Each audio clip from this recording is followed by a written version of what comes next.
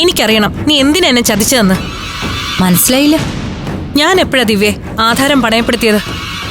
നീ എപ്പോഴാ എനിക്ക് 2 കോടി രൂപ തന്നത്? നീ പെട്ടെന്ന് ഡേറ്റിങ് മറന്നുപോയോ? ഇങ്ങനൊരു മറവിക്കാരി.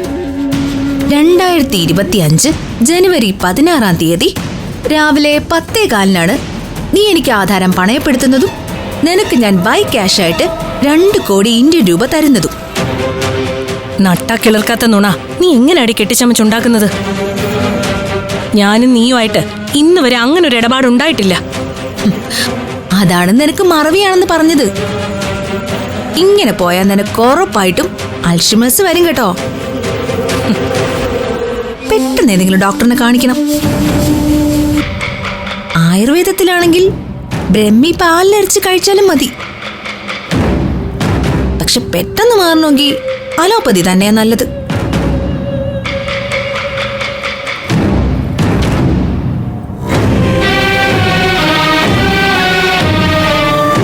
വെറുതെ പരിഹസിച്ച് മണ്ടിയാക്കാൻ ശ്രമിക്കല്ലേ ദിവ്യേ. ഞാൻ 2 കോടി പോയിട്ട് 2 രൂപ വാങ്ങിച്ചിട്ടില്ല നിന്നോട്.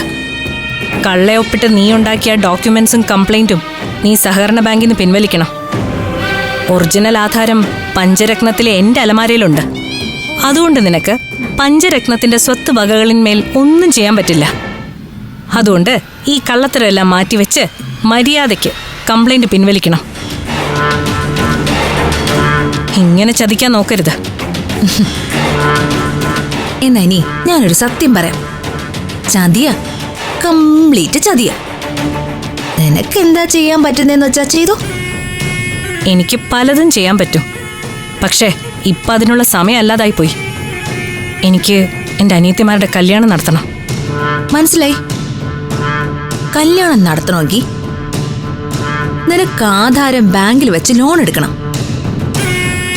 എന്റെ പരാതി പിൻവലിച്ചാലേ അത് നടക്കൂ. പക്ഷെ എന്ത് ചെയ്യാം, പരാതി പിൻവലിക്കാനേ എനിക്ക് മനസ്സില്ല.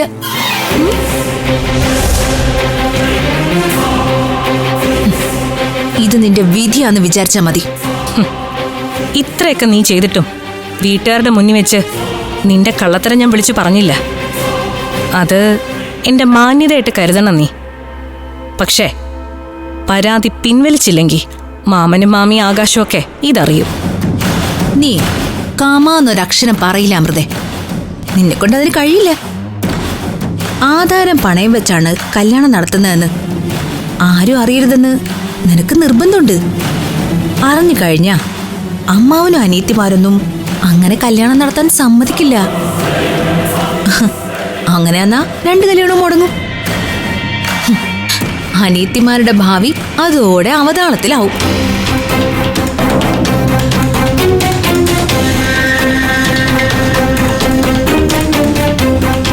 ഇനി പറ, നിനക്ക് സത്യങ്ങളൊക്കെ വിളിച്ച് പറയണോ?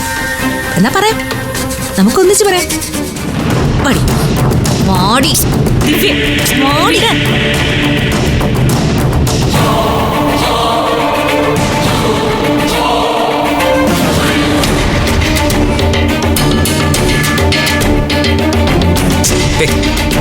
അവര് തമ്മിലുള്ളത് അവര് തീർത്തോളൂ. നീ ഇവിടെ നിൽക്ക്. ദിവ്യ, ഈ കല്യാണം നടന്നാലേ നിനക്ക് സ്വർണം തിരിച്ചു കിട്ടൂ. എനിക്കതൊന്നും വേണ്ടെന്നേ. 60 പവനേക്കാൾ വലുതല്ലേ 2 കോടി.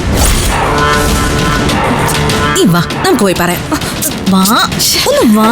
വേണ്ട.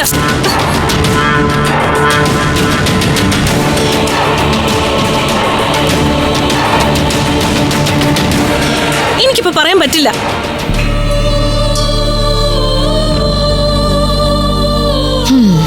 എന്നാ മര്യാദയ്ക്ക് ചെന്ന് നമ്മൾ തമ്മിൽ ഒരു പ്രശ്നമില്ലെന്ന് നിന്റെ മാമിയോടും മാമനോടും പറ. എന്നിട്ട് തിരിച്ചു പോകാവൂ.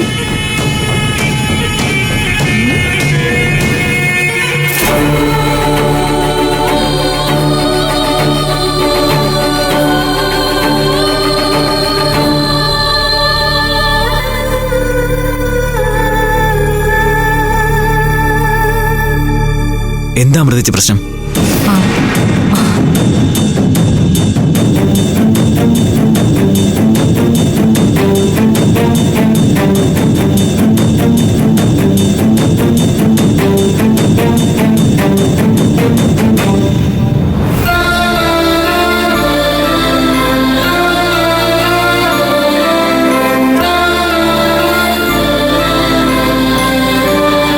എന്താ മോളെ?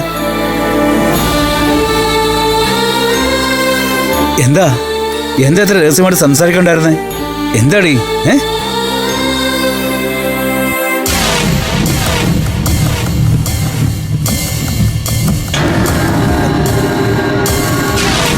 ഇതെന്താ നീ വായിൽ നാമില്ലാത്ത പോലെ നിൽക്കുന്നേ?